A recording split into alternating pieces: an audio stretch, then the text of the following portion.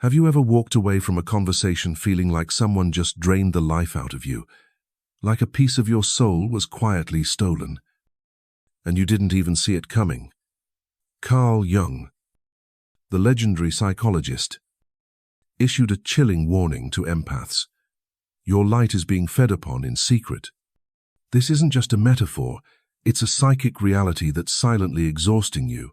In this video, we're diving deep into Carl Jung's wisdom to uncover why empaths like you attract energy drainers, the 5 telltale signs your light is being consumed, and 3 powerful ways to protect your soul's radiance. By the end, you'll not only understand the hidden forces at play, but also discover how to reclaim your energy and shine brighter than ever. Stay with us. This is a wake-up call you can't afford to miss. Imagine this. You walk into a room, and without saying a word, people gravitate toward you. They spill their secrets, lean on your shoulder, and leave feeling lighter while you feel heavier, like you've absorbed their emotional weight. If this sounds familiar, you're likely an empath, someone gifted with a radiant inner light that Carl Jung described as the numinous, a soul-level energy that heals, unifies, and reveals meaning.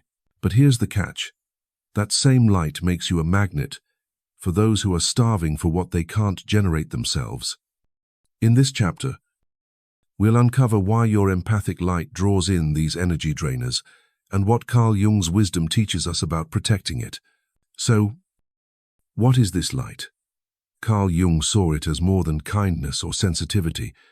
It's the spark of your authentic self, the part of you that feels deeply, intuits truths others miss, and radiates a warmth that makes people feel seen.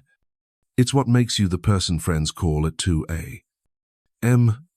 when their world is falling apart. It's why strangers open up to you in coffee shops, sharing stories they've never told anyone else. This light isn't just your personality, it's your soul's instinct to connect and heal. But as beautiful as it is, it comes with a hidden danger. Carl Jung warned that those who lack their own inner light, people disconnected from their own souls, find your radiance intoxicating. These aren't always villains with sinister motives. Sometimes, they're co-workers who always need your advice, friends who vent endlessly but never ask about you, or even family members who rely on your emotional strength to hold them together. Carl Jung called these dynamics psychic vampirism, where others unconsciously feed on your energy, leaving you drained without ever acknowledging it. Let's meet Sarah, a 32-year-old teacher and empath who felt this firsthand. Sarah was the go-to person for her friends. Whenever someone was upset, they'd call her, and she'd listen for hours, offering comfort and advice. But after every call, she felt exhausted, like her joy had been siphoned off. One day, she noticed her best friend, Lisa, only called when she was in crisis, never to celebrate Sarah's wins or ask how she was doing. Sarah realized she was giving her light freely, but it was being consumed without return. Does this resonate with you? Maybe you've felt that same heaviness after being there for someone who never reciprocates. Carl Jung's insight here is profound. Your light attracts the hungry because it fills a void they can't fill themselves. To the unintegrated people, Carl Jung described as cut off from their own psyche, your presence feels like salvation. Narcissists, manipulators, or even well-meaning but emotionally needy people see your light as a resource, not a person. They don't come with gratitude. They come with stories of helplessness, charm disguised as affection, or chaos framed as a crisis. They might say, "I can't do this without you."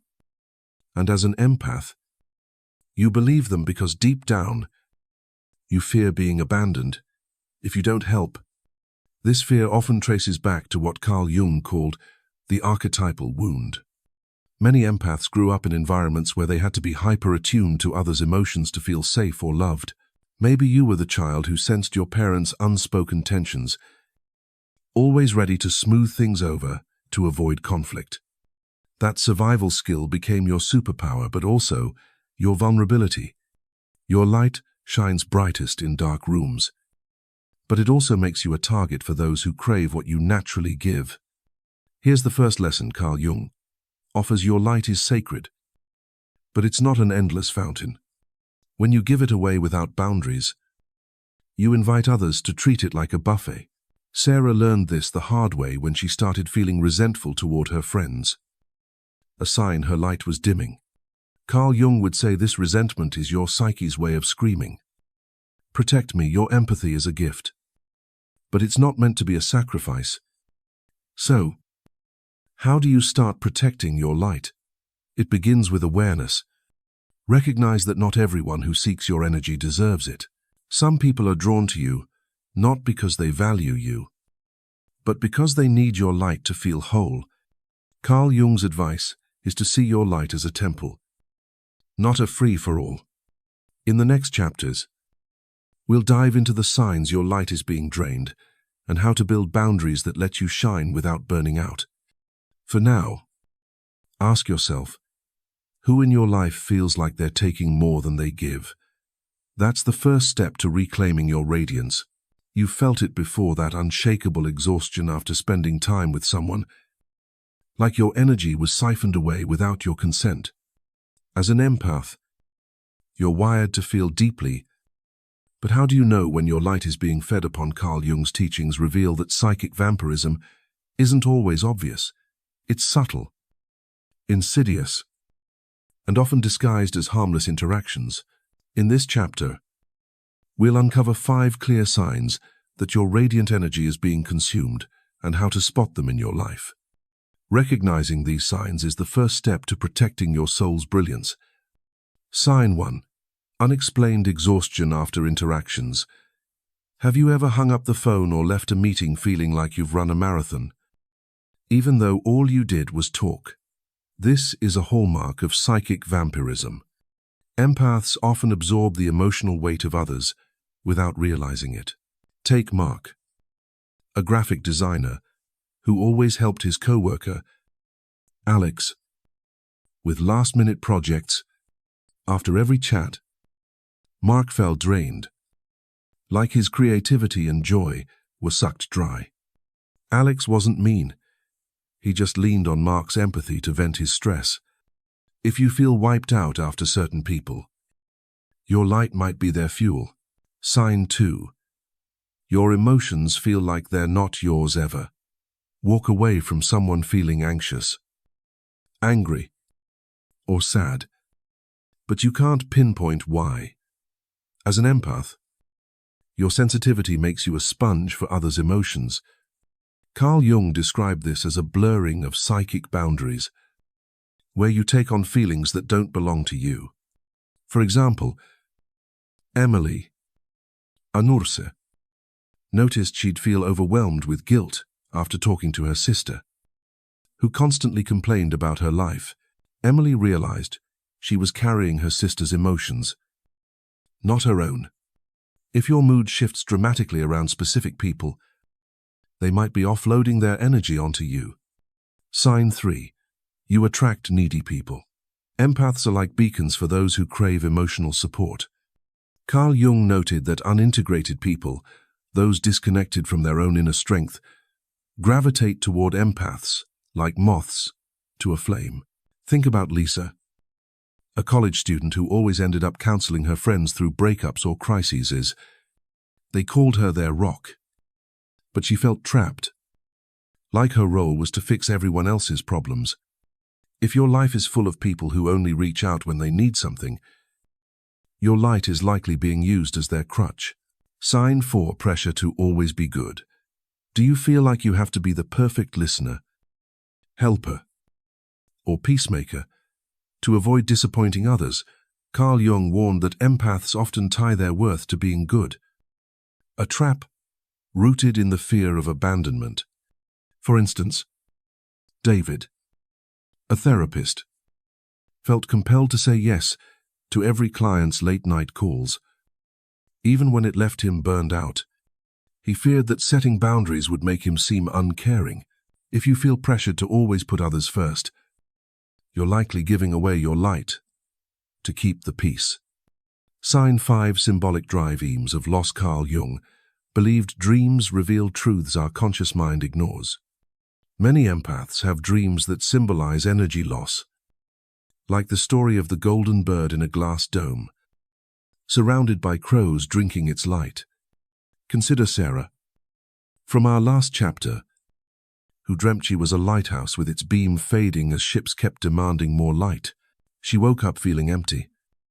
A sign her psyche was warning her about energy drainers.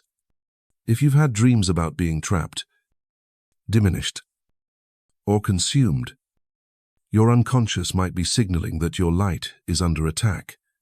These signs aren't just random feelings, they're your psyche's alarm bells, urging you to protect your energy. Carl Jung's insight is clear.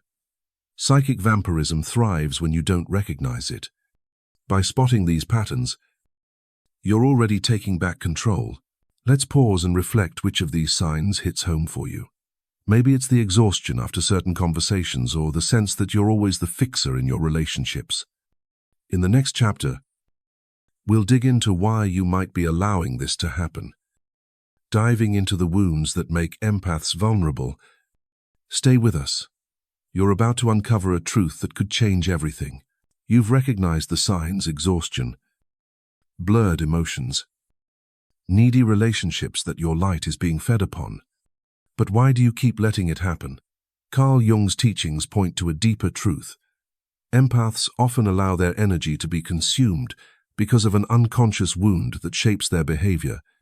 This wound, what Carl Jung called the archetypal wound, is a scar from your past that whispers you're only valuable when you're giving. In this chapter, we'll explore why empaths are vulnerable to psychic vampirism, how your shadow plays a role, and the first steps to breaking free from this cycle.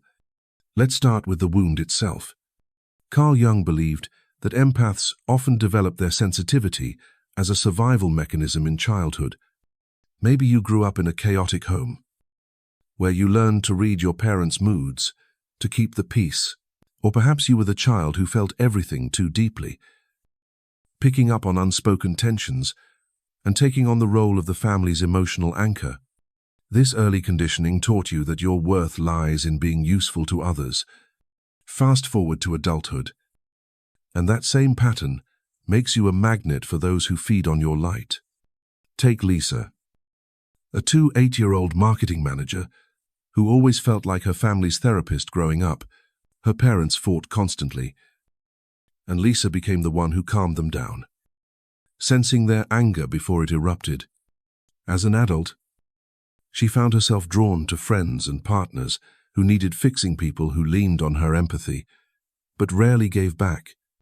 She didn't realize it, but her need to help others was tied to a deeper belief: if I'm not useful, I'm not lovable.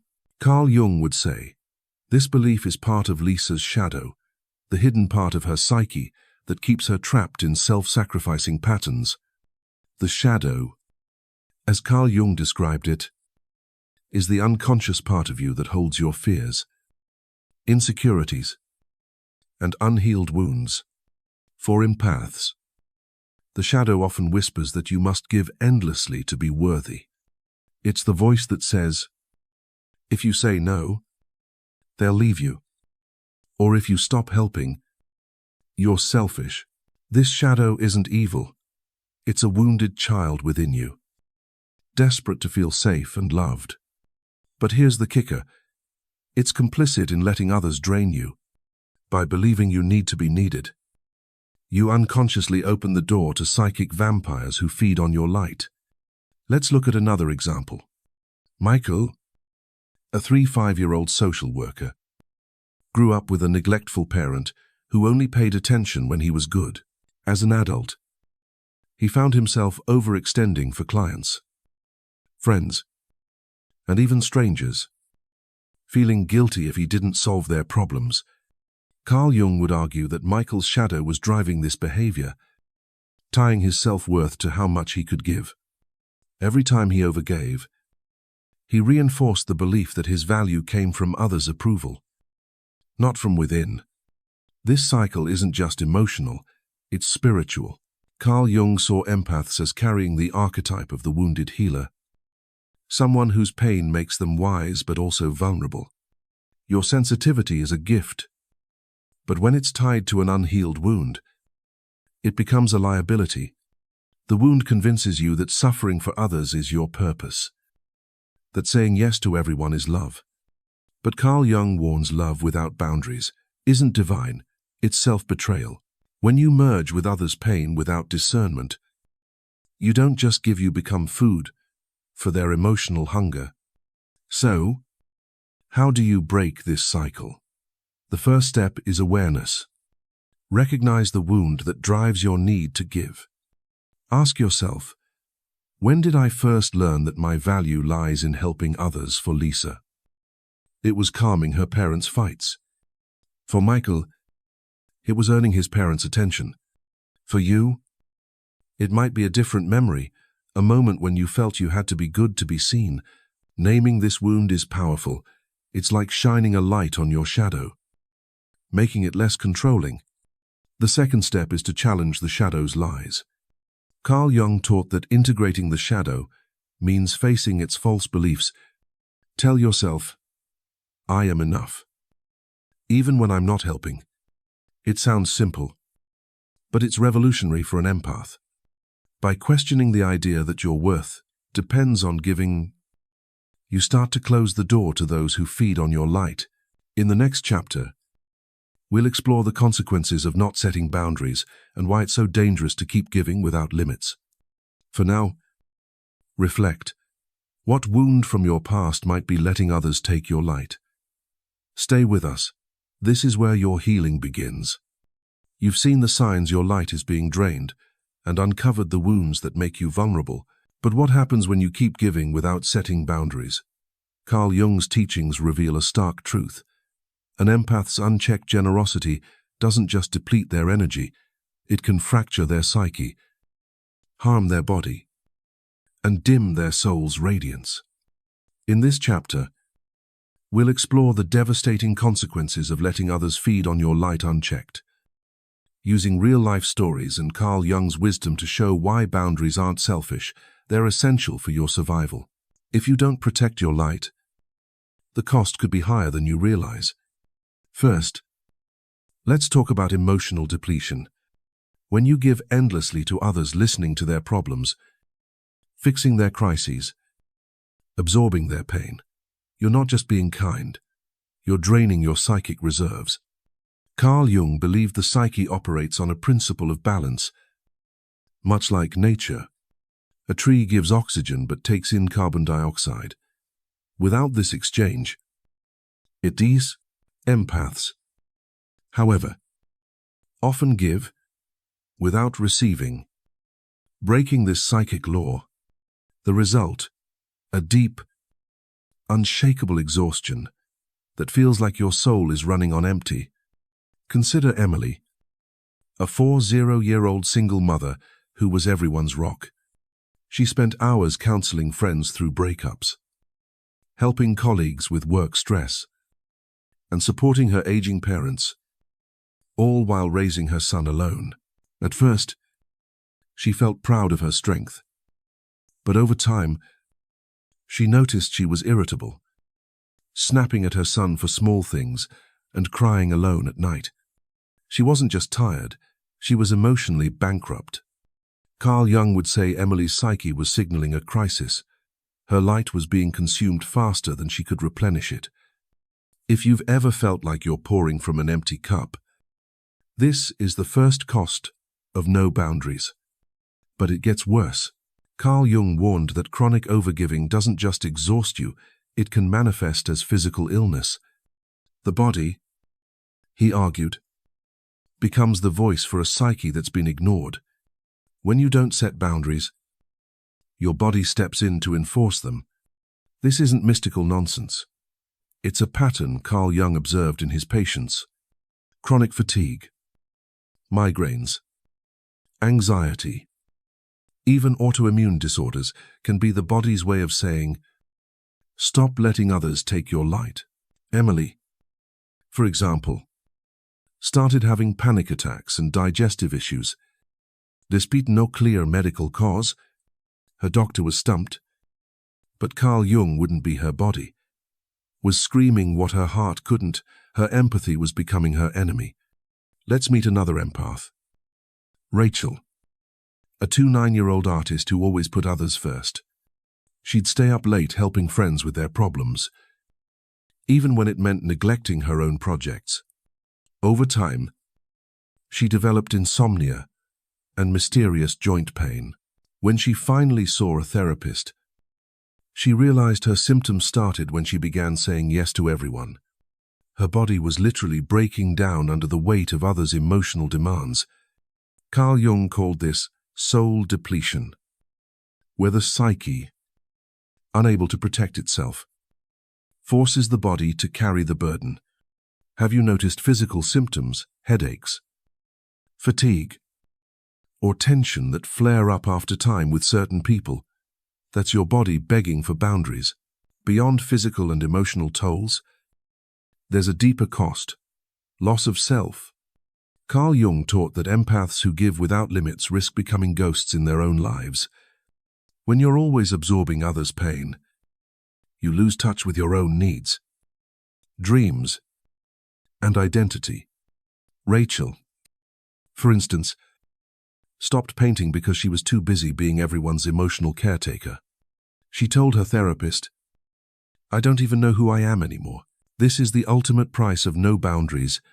You become a mirror for others' emotions, reflecting their needs while your own self fades.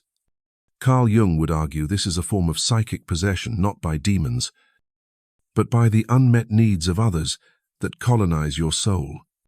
This loss of self often leads to resentment, a sign your psyche is fighting back. Carl Jung saw resentment as the shadow's way of saying, enough. When you give to people who don't value you, you start to feel bitter, even toward those you love. Emily felt this when she began resenting her friends for always leaning on her. Yet she felt guilty for being angry. Carl Jung would say, this guilt is a trap. It keeps you giving, even when it hurts.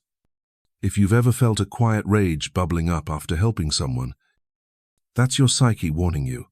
Your light is being stolen, and you're letting it happen. The most dangerous consequence, though, is what Carl Jung called psychic collapse. When you give without boundaries for too long, your soul retreats. You become numb, cynical, or disconnected, unable to feel the joy or empathy that once defined you. This isn't just burnout, it's a spiritual crisis. Think of David, the therapist from Chapter 3, who overgave to his clients until he felt nothing. He told a colleague, "I used to love helping people, but now I feel like a robot." Carl Jung warned that empaths who don't protect their light risk becoming the opposite of who they are: cold, closed off, or bitter, not because they're bad, but because their soul has been drained to the point of retreat. Why is this so dangerous? Because it traps you in a cycle of self-betrayal. Carl Jung believed the empath's shadow often believes suffering is noble, that being needed proves your worth. But this is a lie. Your empathy is a gift, not a sacrifice. When you let others feed on your light, you're not being loving, you're abandoning yourself. And the longer this goes on, the harder it is to break free. The people who drain you, friends, family, or partners, won't stop unless you do. They'll keep taking because you've taught them it's okay. So, what's the lesson here? Boundaries aren't about shutting people out. They're about protecting what's sacred. Carl Jung taught that your light is a temple, and not everyone deserves access. Without boundaries, you risk emotional depletion, physical illness, loss of self, resentment, and even psychic collapse. But there's hope. Recognizing these costs is the first step to change.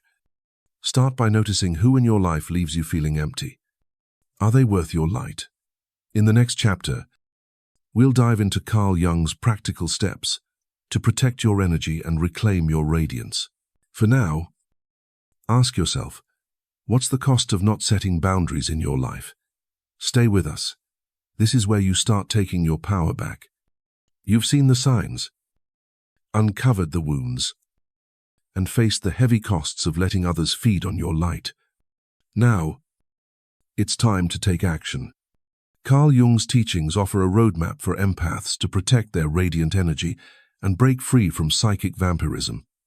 Your empathy is a sacred gift, but without boundaries, it becomes a liability.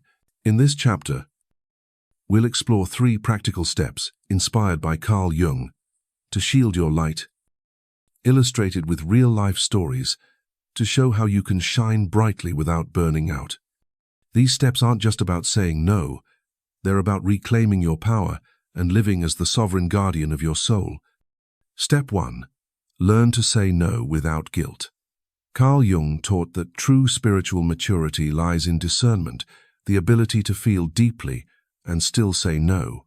For empaths, saying no feels like betrayal, as if you're abandoning someone who needs you.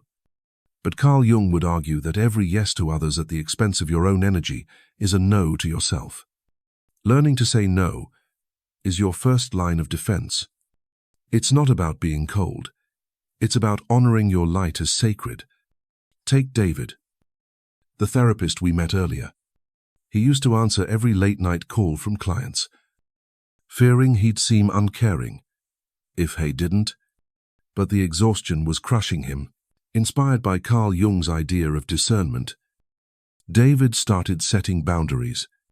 He told clients he was unavailable after 8 p.m, unless it was an emergency. At first, he felt guilty, expecting clients to leave, but to his surprise, they respected his limits, and he felt freer, with more energy for himself. Saying no didn't make him less empathetic. It made his empathy sustainable. Try this. Next time someone asks for your time or energy, pause and ask, is this worth my light? If the answer is no, practice saying, I can't right now, but I'm here for you another time. It's a small step with big impact. Step 2. Build psychic boundaries.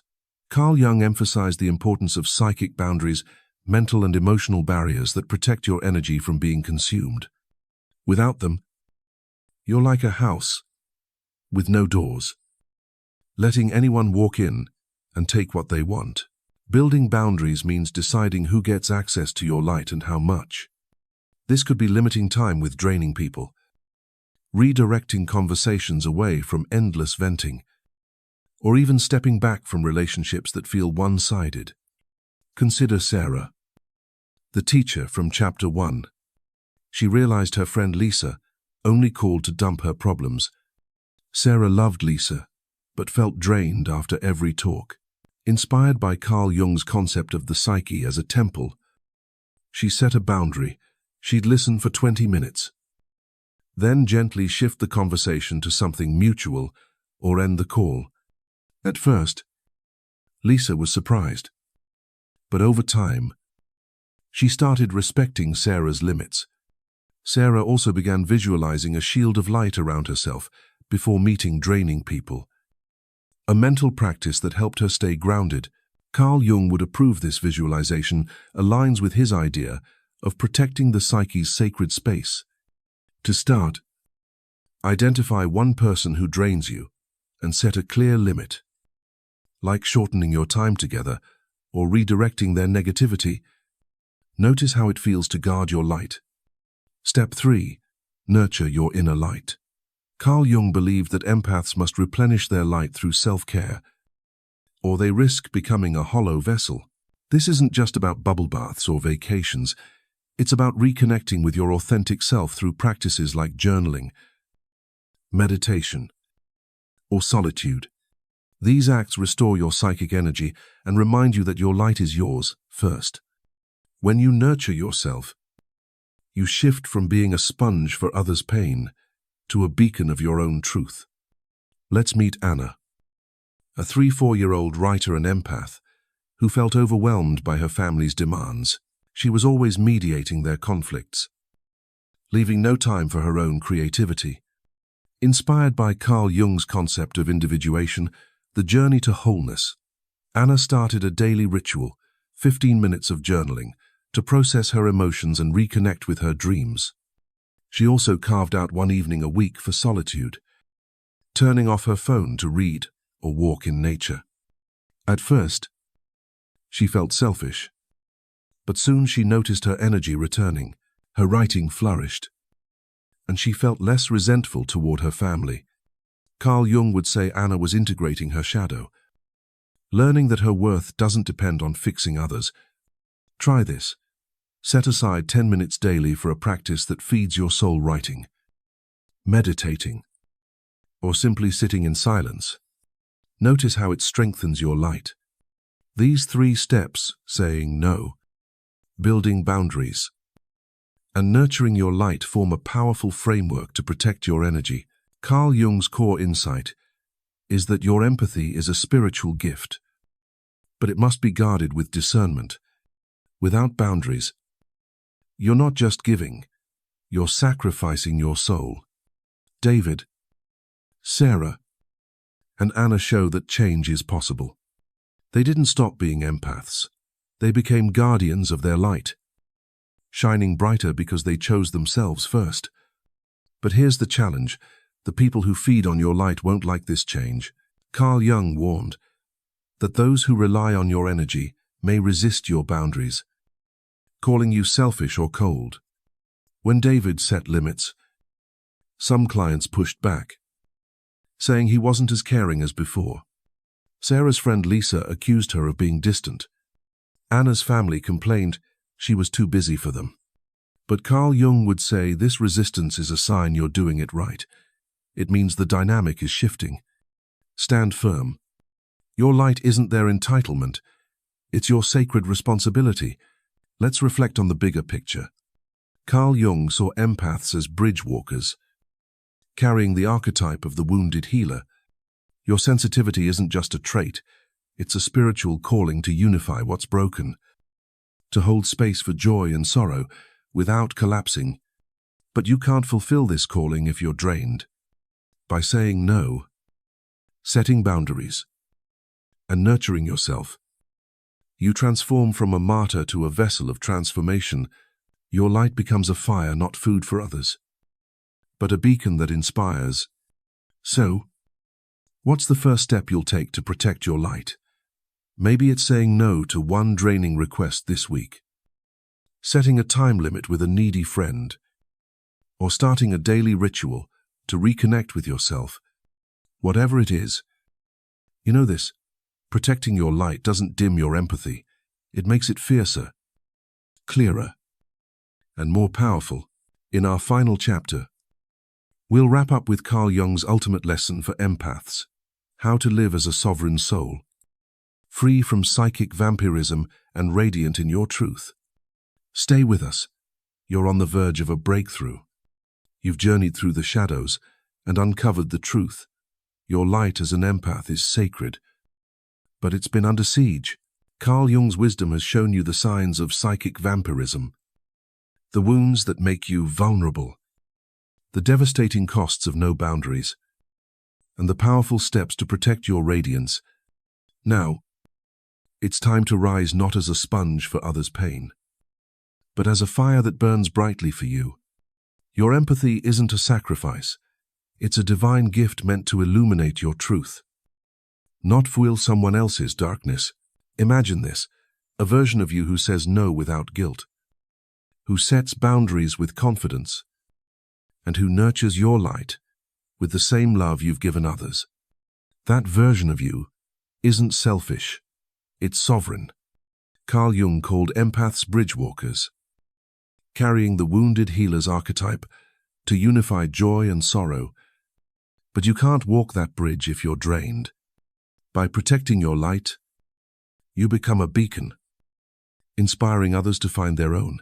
This is your moment to stop leaking your soul and start living as the flame you were born to be. So, what's next?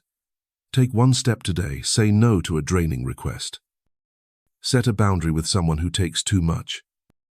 Or carve out 10 minutes to reconnect with yourself. Your light deserves to be guarded, not given away. We want to hear your story. Which sign of psychic vampirism hit home for you? What boundary will you set to protect your light? Share in the comments below. We're all on this journey together. If this video spoke to you, hit that like button, subscribe to Jung Psyche Hub, and tap the bell so you never miss an insight to help you reclaim your power.